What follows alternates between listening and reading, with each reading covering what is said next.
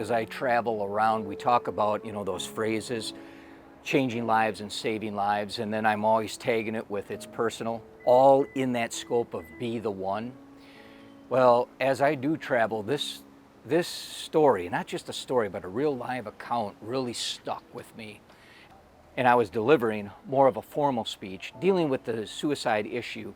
But again, after I got done with that more formal speech, this individual came up to me and said, Commander, what you talked about, that was me. That was me. Showed him kind of stuff what we're doing, and just got to bend his ear a little bit to kind of get a feel for him, and we started talking about being the one, and that's his mission, that's his campaign. I was like, oh, okay, cool. So it made me open up to him a little bit just by him telling me that. He was upstairs here and just walking across the floor and kind of just, talking. And but it's really neat that he took time to come and visit, the Department of Tennessee and here in Rogersville, Post 21, and I'll be forever grateful for it.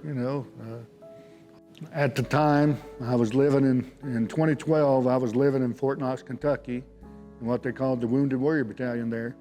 I had, when I was coming out, PTSD, chronic PTSD, TBI. I was in a wheelchair at the time.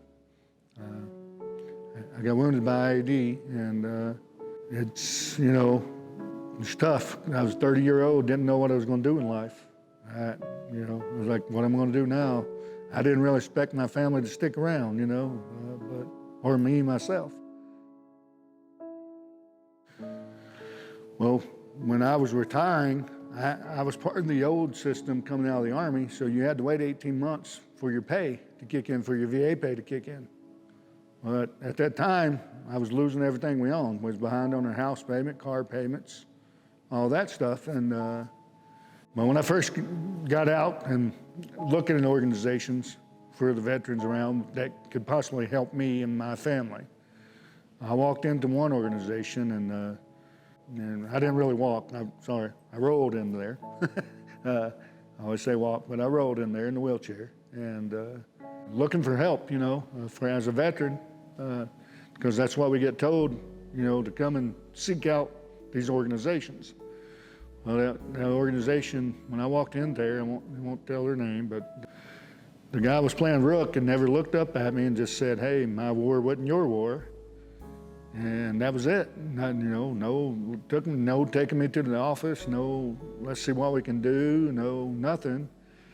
So I literally rolled out of that place with tears in my eyes, and it almost discouraged me to even keep looking for veteran help. I physically cried. I had tears in my eyes and running down my cheeks, and didn't know what to do, and didn't want to live no more. My family hated me. My wife and daughter, they was ready to pop smoke and leave. I was irritable all the time. I was angry. They described it as they walked on eggshells around me all the time. Didn't want to make me mad, didn't want to set me off. I didn't have nothing to, I got up, my daily routine was get up, go to the recliner, sit there, play a little game on my phone, and eat, go to bed. I've lost 13 to suicide, just friends, and I've been one of those guys myself, to put the pistol up to my mouth and didn't want to live no more. I did pull the trigger twice, okay? It didn't go off. To this day, it was a revolver. It didn't go off. There's no reason that it should have never went off. Now, when I'm hearing this, I'm thinking, oh my goodness, the good Lord is in control of this situation and wants you not to take your life, but turn over your life and reach out. And that's what he did. I went to the American Legion. They took me under their wing and got me in contact with the right people, and that was Post 172 out of Warner Robins, Georgia, and got me in contact with a group called Operation Homefront. Once I got in contact with Operation Homefront, You know, they paid my house, they paid my cars, and got me set to where I need to be in life. And that's kind of what drew me to the Legion. You know, veterans taking care of veterans. It made me realize that somebody did care. You know, I just thought nobody cared. You know, I felt like a number once I left the military, and you know, when I got that first response, I felt like I was just that number. You know, when I got the good response from the American Legion, I felt like somebody, not a number. How do I know that story so well? It's because he was telling me, but he was telling me as the commander of that post. And that's why I've been now from that point on, how we change lives and we save lives. That's what we do. That's the bottom line of what we do. But it's awesome that he uses it, and I hope it reaches some veteran. It don't have a rank on you. It don't have, you know, an age. If you need help, you need to just ask. Don't be scared. Don't worry about the mask. You know, you may need that mask for a few, but whatever the outcome is the outcome. As long as you're still alive, that's all that matters.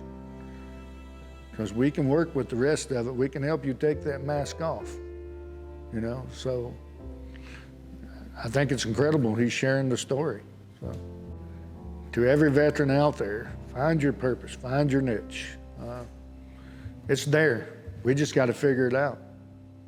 But the goal is to find it, help you find it, keep you alive, help. That's it.